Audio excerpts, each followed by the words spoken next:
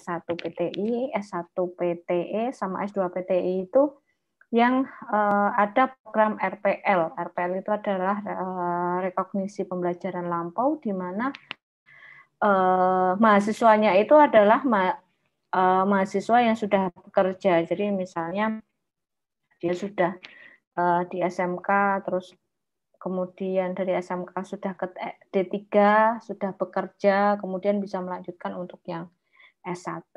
Nah, kebetulan ini ada 3 prodi, jadi beberapa dosen itu full, agak ngajarnya itu full. Jadi kalau semisal kadang geser ke yang hari itu juga, itu kadang susah juga. Nah, untuk hari ini ya, seperti yang kemarin saya janjikan di grup WA, itu adalah kita akan presentasi, hanya saja satu kelompok saja ya yang presentasi. Takutnya nanti kalau 2 itu akan terlalu malam. Semoga jadi untuk presentasinya akan kita lanjutkan minggu depan untuk yang kelompok selanjutnya. Nah, untuk hari ini siapa? Kelompoknya siapa? Saya lupa. Kelompok 3. Mas Novel? Kelompoknya Mas Novel? Oke, mungkin langsung saja ya Mas Novel. Atau sebentar, saya absen dulu ya.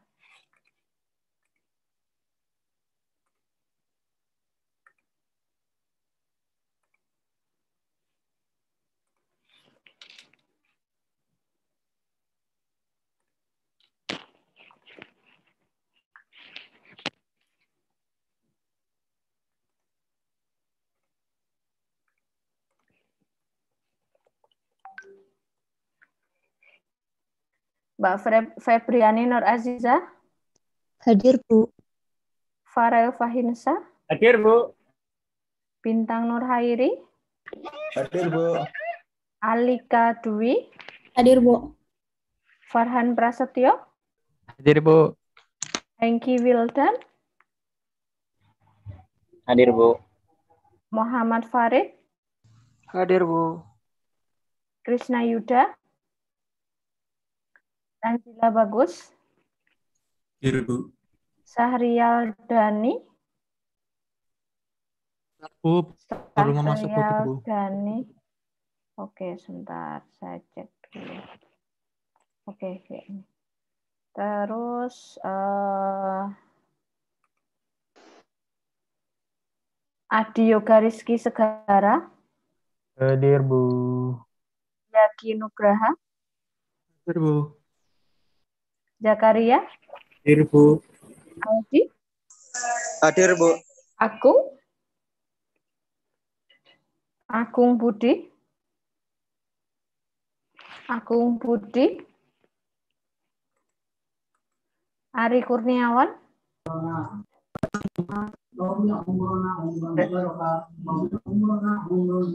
Brasen.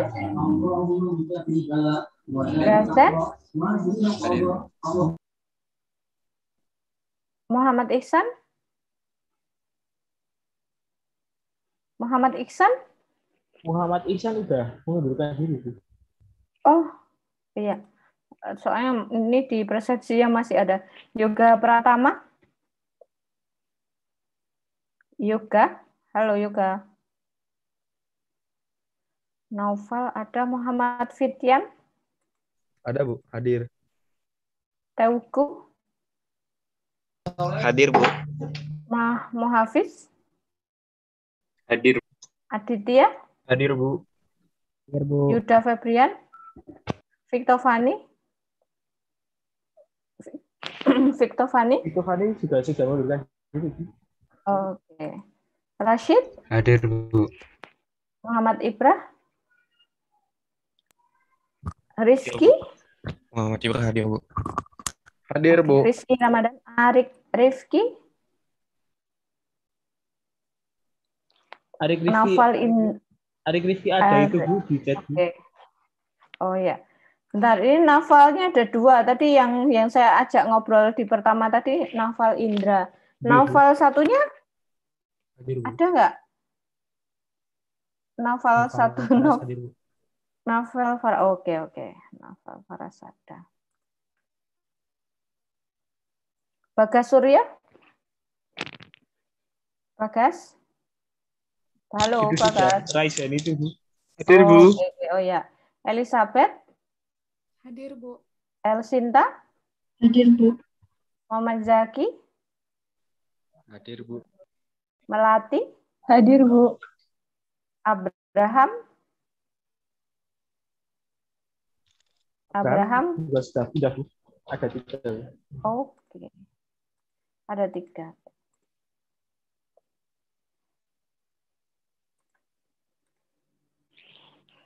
Oke.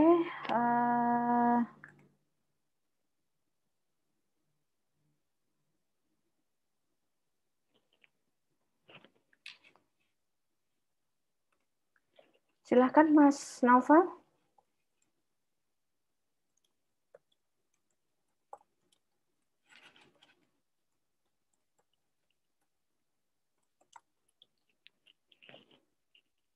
Bisa langsung share screen aja, nggak apa-apa. Sudah terlihat dereng, nggih? Sudah. Oh, nggih. Baik, saya mulai.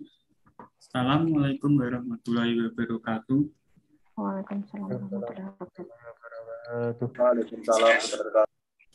Pertama-tama saya ucapkan terima kasih kepada Bu Bekti karena telah memberikan kami kesempatan untuk mempresentasikan hasil presentasi kami mengenai tren digital ini dan nanti. Untuk anggotanya, ada Mbak Elizabeth Juniarti Sirait dengan NIM 215073340060. Lalu ada Mas Henggi Wildan Noviana dengan NIM 215073340012. Lalu ada Mas Noval Indra Ardana dengan NIM 215073340058. Lalu ada saya Tanzila Bagus Ramadan dengan NIM 215073340015. Untuk materi yang pertama akan dibacakan oleh Mas Noval Indra. Silahkan Mas Noval. Terima kasih Mas Tanzila. Yang pertama ada perkembangan teknologi di era digital. Brian Arthur mendefinisikan teknologi sebagai alat ukur untuk memenuhi tujuan manusia. Teknologi memiliki banyak pengaruh. Salah satunya adalah membantu mengembangkan ekonomi yang lebih maju dan memunculkan kreativitas dan inovasi. Namun, teknologi juga menghasilkan produk sampingan yang tidak diinginkan, seperti polusi dan kerusakan lingkungan hidup. Contoh teknologi seperti komputer, laptop, smartphone, mobil, motor, mesin-mesin, robot, kecerdasan buatan atau artificial intelligence, dan Internet of Things atau IoT. Lalu, tren di era digital. Era digital muncul ditandai dengan adanya teknologi internet sehingga menjadikan teknologi informasi semakin berkembang. Teknologi di era digital telah berkembang pesat menjadi teknologi canggih yang hampir merunah ketanahan di berbagai negara. Perubahan ini disebut sebagai tren di era digital. Awal mula perkembangan tren saat ini dimulai dari adanya penemuan personal komputer. Setelah itu semakin berkembang sejak adanya teknologi internet. Teknologi membawa perubahan besar terhadap sistem komunikasi di berbagai belahan dunia. Salah satu perkembangan teknologi ini adalah penggunaan media dan jejaring sosial yang memudahkan manusia dalam menerima dan menyebarkan informasi serta berkomunikasi dalam teks, gambar, suara, dan video, dan membangun relasi pertemanan secara online. Tren komunikasi digital juga digunakan oleh beberapa perusahaan karena dapat memberikan keuntungan dalam proses mentransmisikan pesan dan data secara cepat.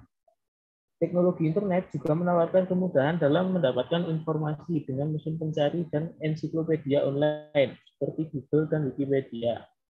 Tren digital juga merambah ke teknologi penyimpanan dan penyebaran informasi yang dikemas dalam buku bentuk elektronik atau e-book. Aktivitas sehari-hari juga mengalami pergeseran tren digital. Beberapa hasil perkembangan teknologi yang dijumpai di kehidupan saat ini adalah perangkat pintar seperti smartphone, smart TV, smart car, dan sebagainya. Dampak perkembangan teknologi di era digital. Yang pertama ada dampak positif. yaitu yang pertama ada memudahkan perolehan informasi, yang kedua memberikan kemudahan dalam komunikasi, dan yang ketiga ada memberikan kemudahan dalam pertukaran data. Sedangkan dampak negatifnya ada mengurangi usaha dan semangat juang bagi sebagian orang. Yang kedua ada cybercrime, yang ketiga ada berkurangnya rasa simpati dan empati, yang keempat ada hoax, ujaran kebencian, konten pornografi yang apabila berlanjut dapat memunculkan perpecahan bangsa. Masa depan data di era digital. Pada abad ke-20, salah satu komoditas paling berharga di dunia adalah hasil tambang atau minyak. Namun, kini komoditas yang paling dicari dan populer di era digital adalah data. Meskipun IoT dan AI semakin berkembang, data analitik juga menentukan arah bisnis di masa depan. Maka kebutuhan terhadap data scientist juga akan terus meningkat tajam sehingga data scientist muncul menjadi salah satu lowongan teratas yang dibutuhkan perusahaan saat ini. Data science merupakan bidang keahlian yang mempelajari bagaimana memanfaatkan data yang berserak, baik terstruktur maupun tidak, untuk digunakan dan dianalisis sebagai pertimbangan untuk pengambilan keputusan. Data science berguna untuk memberikan insight bagi perusahaan.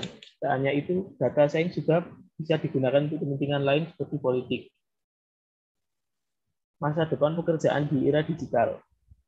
Meskipun teknologi menggantikan beberapa pekerjaan, namun teknologi dapat menciptakan pekerjaan baru di berbagai bidang seperti pengembangan AI, pembuatan perangkat keras, pembuatan aplikasi, dan manajemen sistem TI. Peran big data yang dikembangkan dalam ekonomi dan bisnis akan menciptakan kebutuhan yang signifikan bagi ahli statistik dan analisis data. Teknologi digital juga dapat membentuk aktivitas-aktivitas baru kewirausahaan dengan adanya mesin, di mana mesin menanamkan kecerdasan dan pengetahuan yang dapat diakses oleh pekerja yang kurang terampil dengan sedikit pelatihan.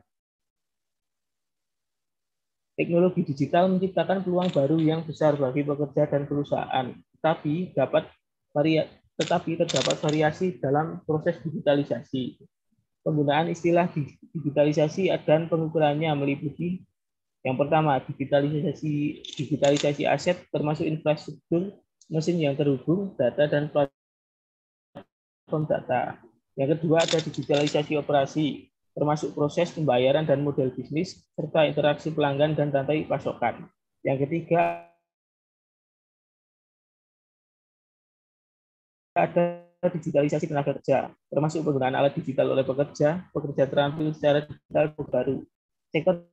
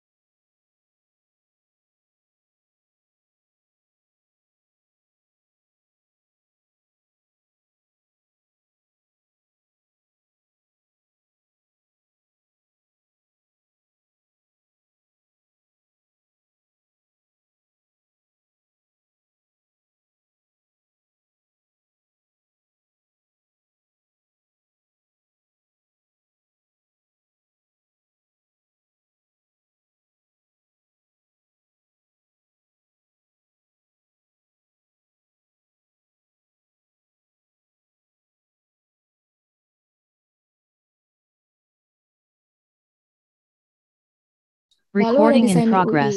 Desainer UI bekerja dengan desainer UX dan tim pengembangan. Desainer UI membentuk dan membuat wireframe produk atau situs web. Sasaran mereka adalah memastikan setiap poin kontak yang ditemukan pengguna dalam interaksi mereka dengan suatu produk bersifat intuitif dan sesuai dengan visi tim secara keseluruhan. Lalu ada analis sistem, di mana tugasnya meliputi menganalisis masalah perangkat keras dan perangkat lunak, menulis dan memelihara dokumentasi sistem, dan menerjemahkan persyaratan pengguna dan sistem ke dalam spesifikasi teknis fungsional. Lalu ada analis bisnis, mengimplementasikan dan meningkatkan sistem informasi bisnis di berbagai departemen, memastikan data bisnis dan kebutuhan pelapor terpenuhi. Lalu ada business intelligence analyst. Pekerjaan ini melibatkan keahlian dalam mengubah data mentah menjadi wawasan yang dapat ditindaklanjuti dan mengembangkan solusi pelaporan yang berfungsi di seluruh organisasi. Lalu ada insinyur DevOps. Insinyur DevOps adalah jembatan antara pengkodean dan teknik. DevOps membantu mempersingkat siklus hidup pengembangan perangkat lunak dan mempromosikan proses yang lebih efisien dalam organisasi TI seperti otomatisasi. Lalu ada desainer UX.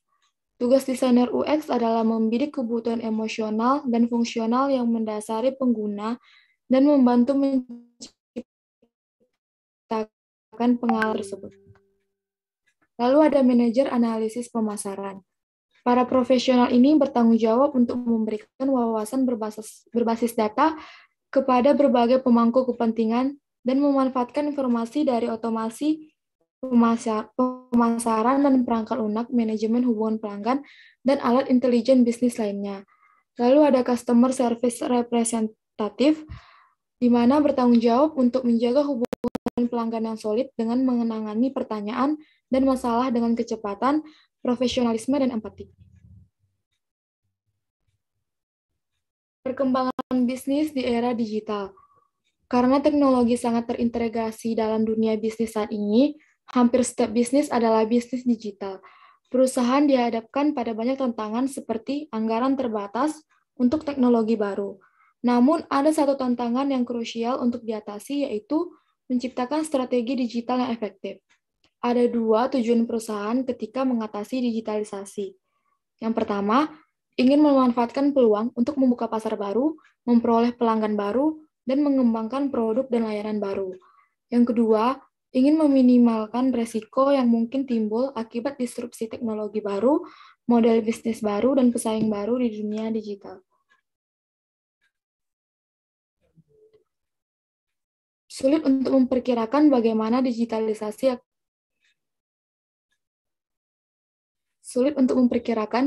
digitalisasi akan berkembang dan risiko di mana yang berhasil diatasi. Hal ini dikarenakan era digital memunculkan adanya pesaing yang seringkali baru mengenal sektor ini. Contoh perusahaan yang memiliki akses sumber daya modal yang besar seperti ekuitas adalah Apple, Google, dan Microsoft. Tantangan utama yang dihadapi perusahaan di era digital, yang pertama adalah memahami kebutuhan untuk berubah, yang kedua adalah fokus pada tujuan yang sebenarnya, yang ketiga adalah memastikan kebutuhan pelanggan, yang keempat adalah mengelola informasi dalam jumlah besar. Sekian dari saya kembalikan kepada Mas Tanzila. Terima kasih. Untuk materi yang selanjutnya akan saya bacakan, yaitu beberapa peluang bisnis di era digital. Yang pertama ada fintech atau finance teknologi. Secara sederhana, fintech menggambarkan perusahaan atau organisasi yang melakukan layanan keuangan dengan menggunakan software, perangkat seluler, internet, atau layanan cloud. Produk fintech dikembangkan untuk menghubungkan keuangan konsumen dengan teknologi untuk kemudahan penggunaan. Yang kedua ada software as a service atau biasa disebut dengan SaaS. SaaS dikenal dengan kemudahan aksesnya sebagai model pengiriman untuk jenis aplikasi bisnis dan juga telah banyak dijadikan strategi pengiriman oleh banyak perusahaan di bidang perangkat lunak. Beberapa aplikasi bisnis yang ditawarkan oleh manajemen SDM, manajemen keuangan, manajemen basis data, enterprise resourcing planning, termasuk juga email dan kolaborasi. Yang ketiga ada cloud hosting. Cloud hosting adalah server dan infrastruktur jaringan yang membagi satu server fisik menjadi beberapa virtual server. dengan menggunakan sebuah software sering disebut virtual machine. Cloud hosting bertujuan untuk menyebarkan data ke sejumlah mesin berbeda, server berbeda di tempat berbeda, namun dapat terhubung bersama. Yang keempat ada online marketing. Online marketing adalah proses menyebarkan pesan mengenai produk atau layanan perusahaan kepada para pelanggannya melalui internet. Pesan dapat berupa teks, gambar, atau video. Manfaat utama dalam memasarkan produk atau layanan perusahaan melalui online marketing berada pada kemampuan untuk mengukur dampak dari saluran yang digunakan. Hasil dari pengukuran dampak di setiap saluran atau media ini yang kemudian dapat dilakukan analisis lebih lanjut untuk menentukan saluran mana yang paling efektif dalam memperoleh pelanggan. Model bisnis dari e-commerce. Yang pertama adalah bisnis to bisnis e-commerce. Dalam model bisnis B2B, bisnis menjual produk atau layanannya ke bisnis lain. Terkadang pembeli adalah pengguna akhir, tetapi seringkali pembeli menjual kembali ke konsumen. Transaksi B2B umumnya memiliki siklus penjualan yang lebih lama, tetapi nilai pesanan lebih tinggi dan pembelian berulang yang lebih banyak. Lalu ada bisnis to consumer, e-commerce. Bisnis B2C menjual ke pengguna akhir mereka. Apapun yang konsumer beli di toko online sebagai konsumen seperti lemari pakaian, perlengkapan rumah tangga, hiburan, maka akan dikategorikan sebagai bagian dari transaksi B2C. Proses pengambilan keputusan untuk pembelian B2C jauh lebih singkat daripada pembelian bisnis ke bisnis, terutama untuk barang-barang yang memiliki nilai lebih rendah. Lalu ada consumer to consumer e-commerce. Bisnis C2C juga disebut pasar online menghubungkan konsumen untuk menukar barang dan jasa dan biasanya menghasilkan uang dengan membebankan biaya transaksi atau pendaftaran. Bisnis C2C mendapatkan keuntungan dari pertumbuhan yang muncul dari diri pembeli dan penjual yang termotivasi. Namun, model ini memiliki tantangan utama dalam pengendalian kualitas dan pemeliharaan teknologi. Lalu ada consumer to business e-commerce. Bisnis C2B memungkinkan individu untuk menjual barang dan jasa kepada perusahaan. Dalam model bisnis online ini, sebuah situs mungkin mengizinkan pelanggan untuk memposting pekerjaan yang ingin mereka selesaikan dan memiliki tawaran bisnis untuk peluang tersebut. Layanan pemasaran afiliasi juga akan dianggap C2B. Model ini merupakan kebalikan dari model B2C, yang mana justru bisnis menghasilkan produk dan layanan untuk konsumsi konsumen. Untuk materi yang selanjutnya akan dibacakan oleh Mas Hendy Wildan. Silahkan Mas Hendy. Terima kasih atas waktunya. Materi selanjutnya yaitu metode operasi dalam bisnis e-commerce. Direct to consumer D2C. Metode pengiriman langsung kepada konsumen tidak memerlukan perantara. Dengan memotong perantara, maka akan muncul produktif generasi baru yang dapat membangun pengikut setia dalam pertumbuhan yang cepat. White label and private label. Jenis white label, dengan kata lain, distributor, menjual produk kepada banyak penjual, pengecer. Sedang jenis private label, mengecer, menyewa produsen untuk membuat produk unik untuk dijual secara eksklusif.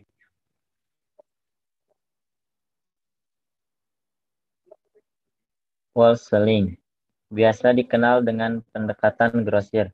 Pada metode ini, pengecer dapat menawarkan produknya secara massal dengan harga diskon. Selanjutnya ada dropshipping. Dropshippers akan memasarkan dan menjual barang yang dipenuhi oleh pemasok pihak ketiga. Dropshippers bertindak sebagai perantara dengan menghubungkan pembeli ke produsen.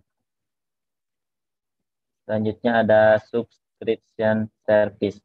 Perusahaan penerbitan di Inggris yang mengawali menggunakan model berlangganan ini untuk mengirimkan buku setiap bulan kepada pelanggan setia sejak tahun 1600-an. Dengan e-commerce, bisnis dapat menggunakan metode langganan yang bahkan dapat melampaui periode bulanan yang biasa digunakan untuk produk majalah dan buku.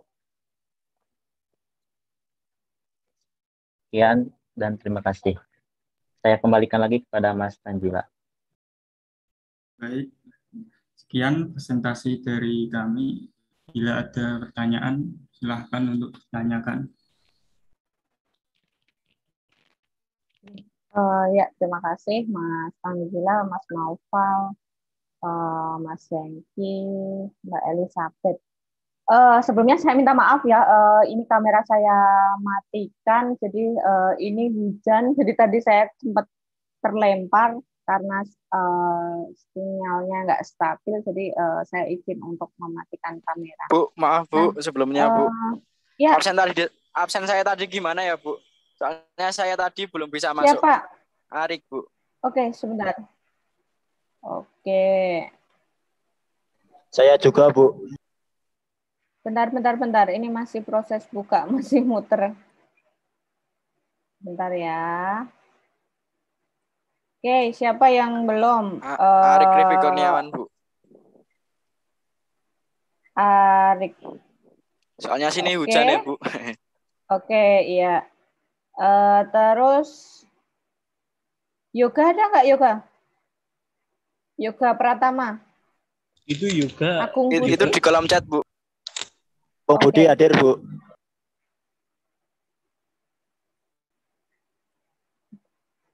Hadir semua ya, kecuali yang mundur.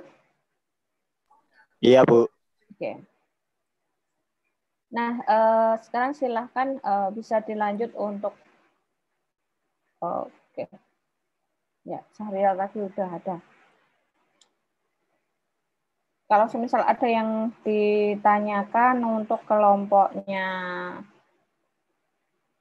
Mas Naufal. Saya izin bertanya, Bu. Ya, silahkan. Ini Mas Naufal dari kelompok 3. Saya izin bertanya, sikap apa saja yang harus kita miliki dalam perkembangan teknologi digital. Terus apa saja alat-alat pemasaran digital. Mungkin itu aja, terima kasih. Mohon maaf Mas, bisa diulang yang alat-alat itu Mas, kok agak putus-putus ya. Iya, ini apa saja alat-alat dari pemasaran digital. Ya. Bentar Mas, apakah ada yang mau bertanya lagi?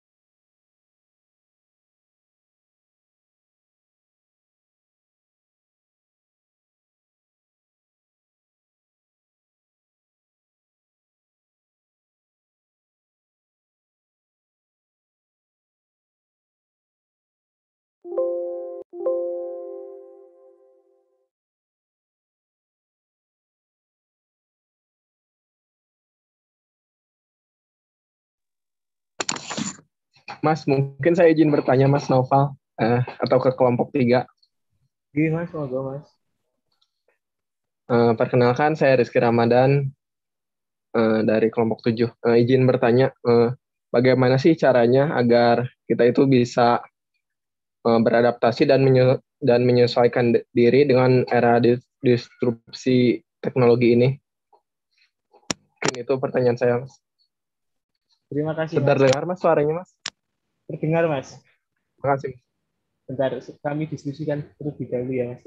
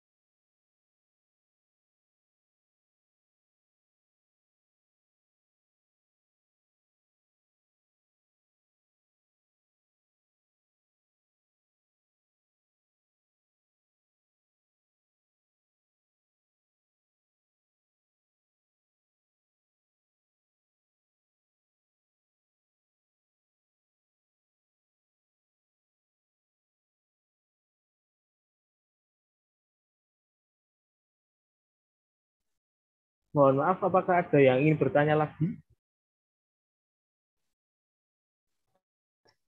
Izin bertanya. Oke. Perkenalkan, saya Elsinta Adelia Risti, NIM 21507334061. Saya mau bertanya tentang model bisnis. Tadi kan ada B2B, B2C, C2C, C2B, sama B2G. Saya mau tanya contohnya tuh produk yang dijual pakai model bisnis itu apa saja? Terima kasih. Terima kasih Mbak atas pertanyaannya.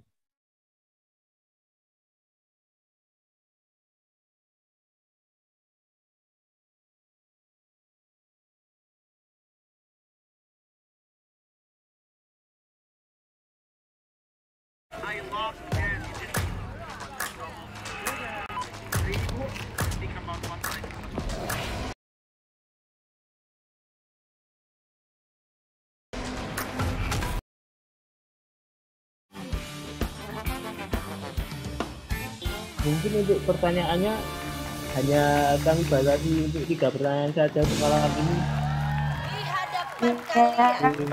Nggak apa-apa, biar nggak terlalu malam juga. Nanti kasihan ya. Kasihan istirahatnya. Satu pak. Jadi, boleh pilih yang mana aja kan? Enggak. Oh, ini udah aku nih pokoknya. Boleh. Apa bola emas ini menandakan bolanya Teteh. Oke. Bola merah bolanya Ayu. Yang merah kayak rambutan busuk beli. Lo kasih ke gue. Jadi, saya sama Vincent akan memberikan sebuah pernyataan. Misalnya, dulu saya pernah ngompol di hotel, misalnya seperti itu. Kira-kira siapa orangnya kalian menebak dan sekarang saya akan mencoba menjawab pertanyaan dari Mas Rizky Ramadan. Bagaimana cara kita beradaptasi pada masa disrupsi tren digital, begitu ya Mas pertanyaannya?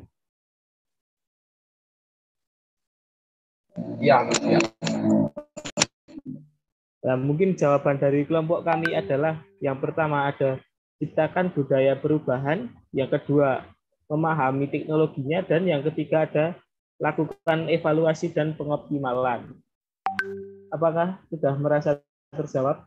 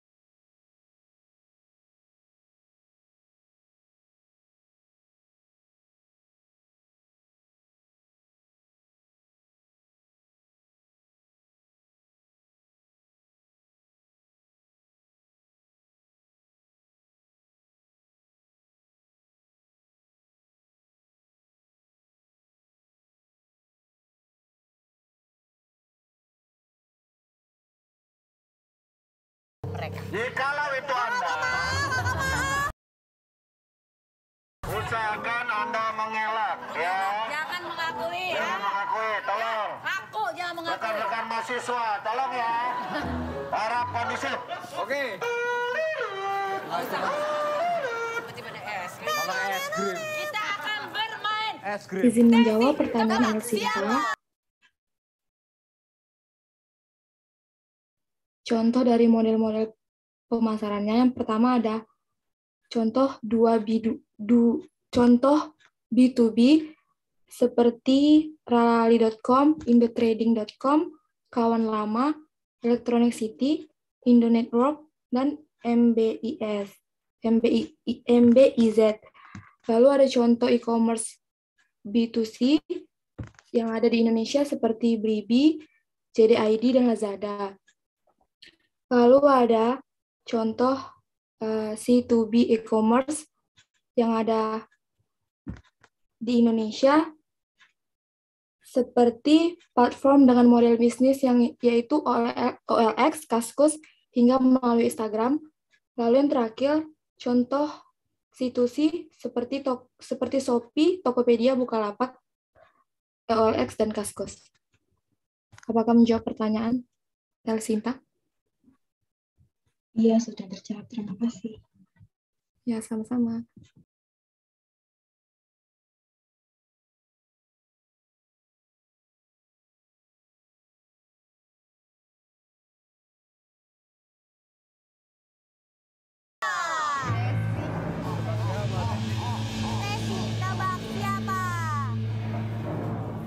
Yang pertama. Belum. Dengerin. Yang pertama adalah aku pernah salah masuk mobil dan sudah menyuruh supir untuk jalan ke rumah.